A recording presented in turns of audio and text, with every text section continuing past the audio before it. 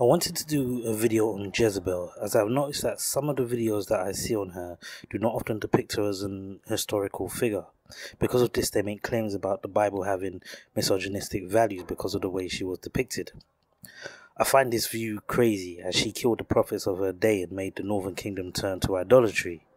So in this video, we'll look at her family's history and where they came from, as well as what time period they lived in, as this will also help to demonstrate holes in the conventional dating scheme that I have previously highlighted.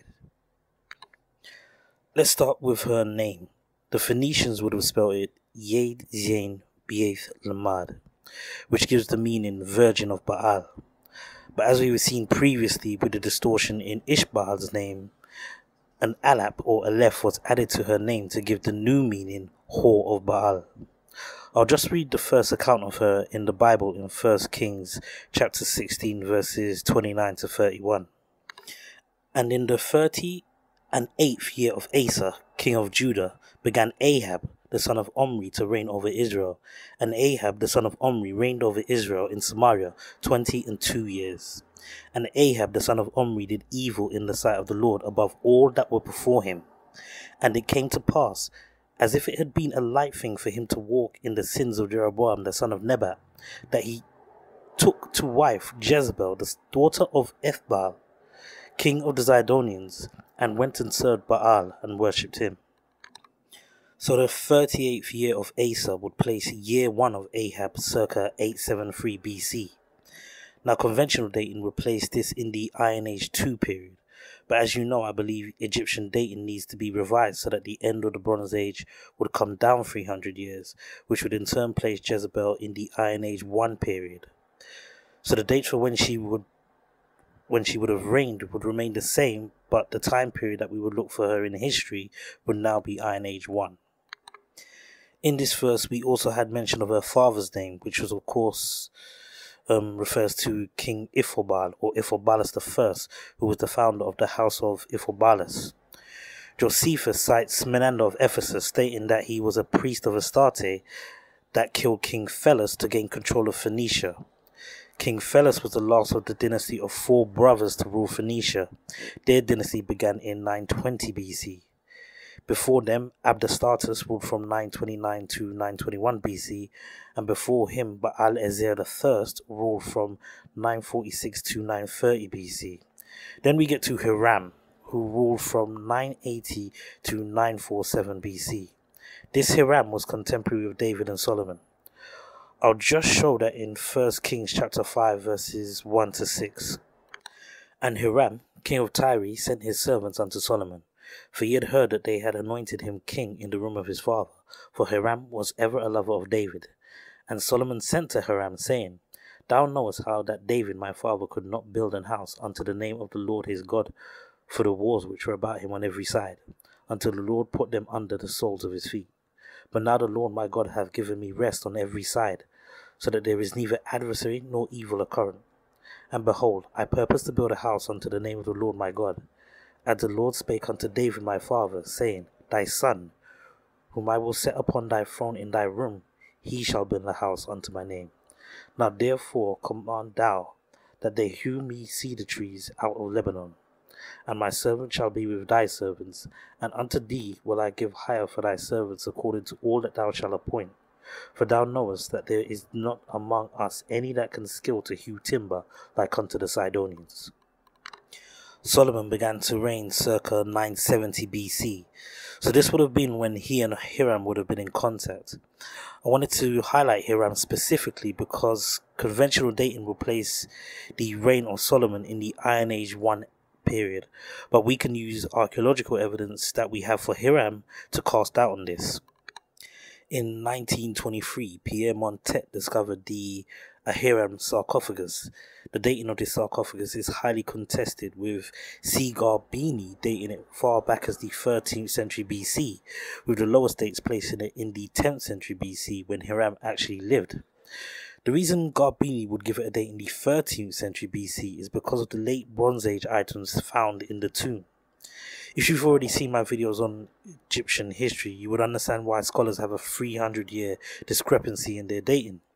The third intermediate period has been extended by about 250 years, and all Egyptian dates need to come down 300 years, bringing the end of the Late Bronze Age down into the 10th century BC. I'll show you another 300-year anomaly when we look at who came after Jezebel as well, but we'll get back to Ithobal for a second. During his reign, he expanded Tyre's power on the mainland, making all Phoenicia its territory. He also had diplomatic contact with Ahab, giving him his daughter Jezebel to marry, expanding his influence into the northern kingdom. I'll read 1 Kings chapter 18 and verse 4. For it was so, when Jezebel cut off the prophets of the Lord, that Obadiah took 100 prophets, and hid them by 50 in a cave, and fed them with bread and water. Jezebel was killing the prophets in Israel due to her father's influence. After his death in 846 BC, his son, Jezebel's brother, Baal-Esser II, ruled in his place. But this would be the beginning of misfortune for the whole family. We have Syrian records to show that he paid tribute to Salmanassar III in his 18th year, which would be in 841 BC. Baal-Esser died sometime shortly after this. We can also see from this Syrian account that Jehu also paid tribute at the same time. This would have been within a year of him killing Jezebel. So Jezebel and her brother died around the same time.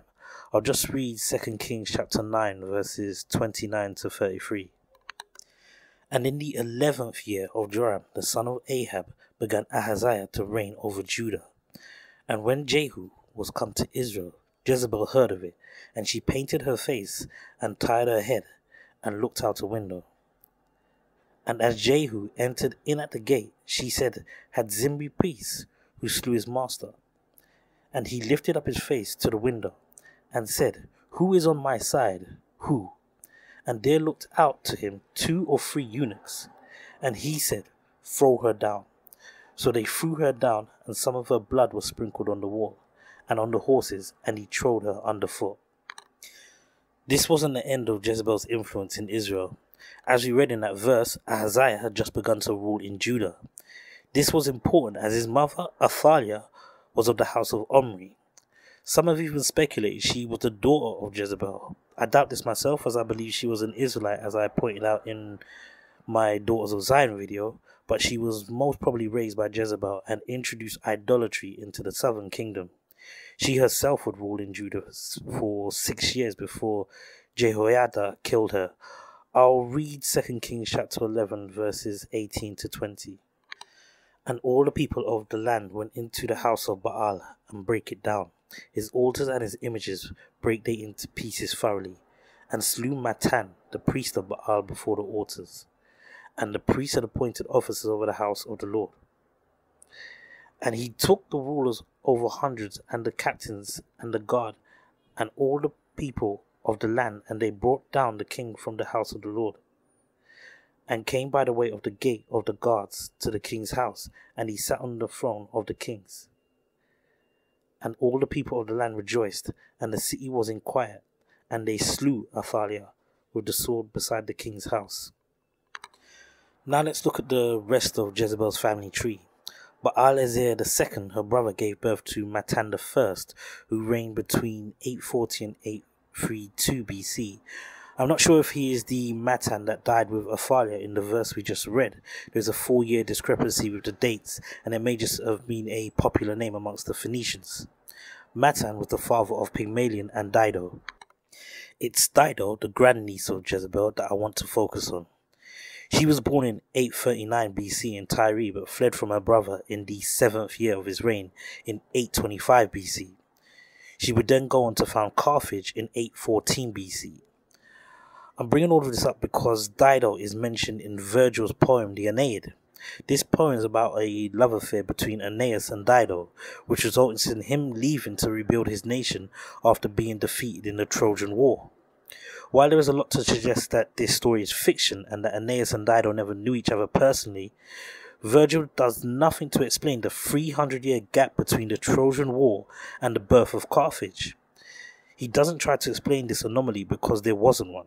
Virgil believed that Aeneas and Dido were contemporary with one another. A difference of 300 years wouldn't have been understood until Sir Flinders Petrie found Mycenaean pottery that could be dated within an Egyptian context that would allow him to give a date for the Trojan War, pushing it back into the 12th century BC. Before he did this, it was always assumed that the heroic age of Homer was followed immediately by the historical Greek age. Now, because we use Egyptian dating to calibrate Greek history, we end up with a 300-year dark age, all due to the mistakes made in Egyptian chronology, highlighted in this video by Virgil's pairing of Aeneas and Dido, who we know founded Carthage centuries after the conventional date for the Trojan War. This was just a short video showing the family and origin of Jezebel, placing them in an historical and archaeological context, removing any doubt that she was a mythological character designed to shame women in power. It also gave us a chance to highlight this 300-year inconsistency we find in ancient history across many cultures. Israel just happens to be the only culture that disappears if you are not aware of these mistakes and fix them. So I will continue to do videos that highlight this in the hopes that people will start to ask the same questions. All praises to the Most High.